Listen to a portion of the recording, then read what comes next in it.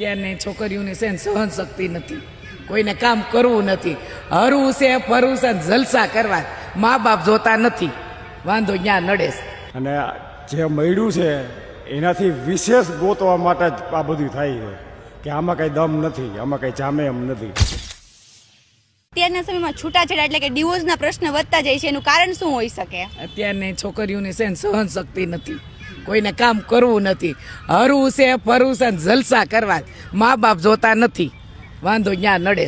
એનું કારણ સહન શક્તિ ઓછી, એમ મારા ખ્યાલ મુજબ. અત્યારે દીકરીઓને છોકરીઓને કામ જ કરવું નથી, બસ હોટલોનું ખાવું છે, ફરવું છે, મોજશોખ કરવો, ગાડીઓમાં ફરવું છે, એને હિસાબે આ બધું થાય છે. છૂટાછેડા એમ થાય છે. દીકરીઓને કામ મા બાપને શીખવાડવું નથી, પછી ત્યાં સાસરે જાય એટલે તકલીફ પડે છે. મારી નજરે તો આ તકલીફ છે.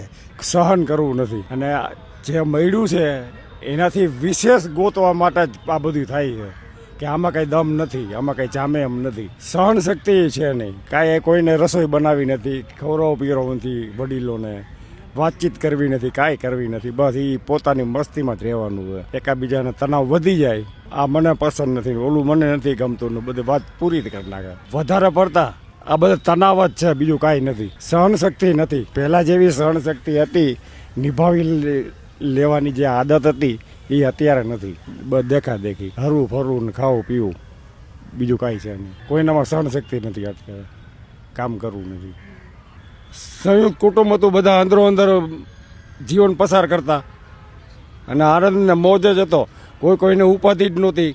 નાના બાળકો હોય તો એ ક્યાં રખડે, ઓલાની ઘેરે જાય તો ત્યાં જમી લે, વાહ હોય તો વાહ જમી લે, કોઈ ટેન્શન જ નહોતું.